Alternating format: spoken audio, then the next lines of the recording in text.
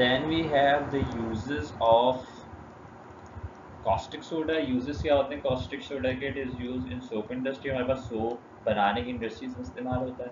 It is used in the manufacturing of rayon. rayon हमारे पास एक synthetic polymer होता है जो कि क्लोथिंग में होता है. पॉलीमर्स क्या होते हैं, सिंथेटिक क्या होता है, आखिरी चैप्टर में हमारे पास है ऑर्गेनिक केमिस्ट्री में, तो हम देखेंगे वो. It is use in petroleum products. Petroleum products में हमारे पास इस्तेमाल हो रहा होता है. पेट्रोलियम प्रोडक्ट्स क्या होते हैं भाई? हमारे petroleum products are the petroleum products जो होते हैं हमारे पास पेट्रोलियम से जो हासिल किए जाते हैं उनकी ट्रीटिंग के लिए इस्तेमाल किया जाता है, उनकी प्रोसेसिंग के लिए इस्तेमाल किया जाता है. Then we have textile uses. तो हमारे पास टेक्सटाइल इंडस्ट्री में ये इस्तेमाल किया जाता है. इप्सम है हमारे पास. इप्सम क्या होती है? Epsom is the magnesium sulphate heptahydrate. हमारे पास magnesium sulphate heptahydrate is called as Epsom salt. Chemical formula क्या है इप्सम सॉल्ट का? MgSO4.7H2. ये जो 7H2 that is the heptahydrate. 7H2 is the water of crystallisation. अगर हम इसकी प्रिपरेशन देखें, हमारे पास जो इसकी प्रिपरेशन है, प्रिपरेशन कैसे हो रही है हमारे पास? प्रिपरेशन हमारे पास कैसे हो रही है इसकी? जो या तो हम मैग्नीशियम की कोई सोर्स लेंगे, या तो एलिमेंटल मैग्नीशियम है या उसकी नेचुरल अकरिंग फॉर्म. जो इनकी नेचुरल अकरिंग फॉर्म या एलिमेंटल मैग्नीशियम है उसको हम सल्फ्यूरिक एसिड से ट्रीट करवाएंगे, रिएक्ट करवाएंगे. हमारे पास या तो सिंगल डिस्प्लेसमेंट या डबल डिस्प्लेसमेंट रिएक्शन हो रहा होगा.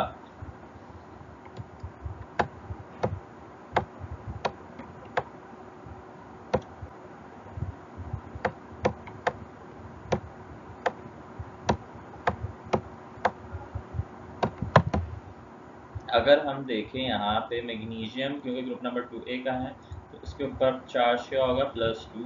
और सल्फ्यूरिक एसिड को देखें तो एक एच के ऊपर +1 होता है, 2 प्लस हैं, SO4 -2. सिंगल डिस्प्लेसमेंट यहाँ पे डबल डिस्प्लेसमेंट रिएक्शन होगा तो हमारे पास क्या बन जाएगा? MgSO4 anhydrous. फिर इसको हम वाटर के साथ क्रिस्टलाइजेशन प्रोसेस करेंगे जब इसका, तो हमारे पास क्या बनेगा? MgSO4.7H2. इसको हम पानी के साथ मिला के एवोपरेट करवाते हैं वाटर को, तो ये फॉर्म क्रिस्टल की फॉर्म में हमारे पास ऑब्टेन होंगे. Properties in uses. हमारे पास यूजेस क्या होते हैं? प्रॉपर्टीज की. It is a semi transparent white crystalline solid. हमारे पास ये वाइट क्रिस्टलाइन सेमी ट्रांसपेरेंट होते हैं. It is soluble in water. They are soluble in water. It is use as purgative in medicine. Purgatives क्या होते हैं? जो आपको लूज मोशन करवाएं, वो those are the purgative medicine. ठीक है, पुरगेटिव होते हैं, they causes loose motion. It is use in paper, soap and ceramic industry. Paper, soap और सिरेमिक इंडस्ट्री में हमारे पास इस्तेमाल होते हैं. When Epsom is heated, it loses water of crystallization to form anhydrous magnesium sulfate. Obviously इसको heat करेंगे तो इसकी वाटर ऑफ हाइड्रेशन जो है वो रिमूव हो जाएगा. इप्सम को इप्सम जो नाम दिया गया, it is due to the city of its origin. Australia में एक जगह इप्सम, जहाँ पे हमारे पास जो थी तो फर्स्ट टाइम डिस्कवर हुई थी, तो इसको इसलिए इसका नाम है. Then we have plaster of Paris and gypsum. तो बैकग्राउंड मैंने उसी हिसाब से लगाया है यहाँ पे. हमारे पास what is plaster of Paris, what is gypsum? Calcium sulphate hemihydrate is commonly known as plaster of Paris. Hemihydrate, hemi means half hydrate. हमारे पास कैल्शियम सल्फेट हाफ हाइड्रेट को हम क्या कह रहे होते हैं? Plaster of Paris. ठीक है, प्लास्टर ऑफ पेरिस हमारे पास कैसे हमें मिलता है? From gypsum. What is gypsum? Calcium sulphate 0.2H2O. तो हमारे इसमें 2 वाटर ऑफ क्रिस्टलाइन जब हो तो ये क्या कहलाता है? जिप्सम. और जब इसके पास half H2, then it is called as the plaster of Paris. सिर्फ वाटर ऑफ क्रिस्टलाइजेशन का फर्क है हमारे पास. When gypsum is heated up to 100 degrees centigrade, it loses some molecule of water of crystallization and forms a anhydrous white solid known as plaster of Paris. हम क्या करते हैं? इसको हम जब हीट करते हैं, देन हीटिंग के बाद हमें क्या मिलता है? We get calcium sulphate half H2 and जो H2 अलग हो जाता है वाटर क्रिस्टलाइजेशन, तो उसको अलग कर देते हैं. ठीक है, तो इस तरह से हम जिप्सम से क्या बनाते हैं? Plaster of Paris.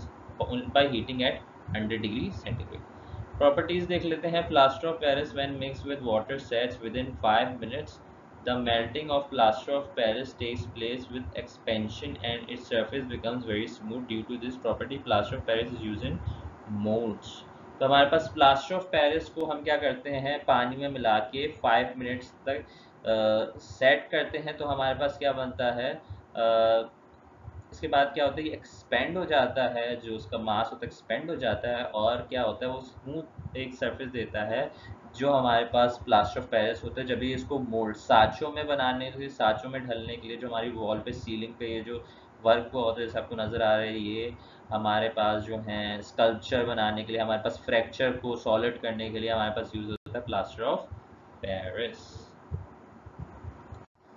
The very last topic of this chapter is bleaching powder. We have bleaching powder.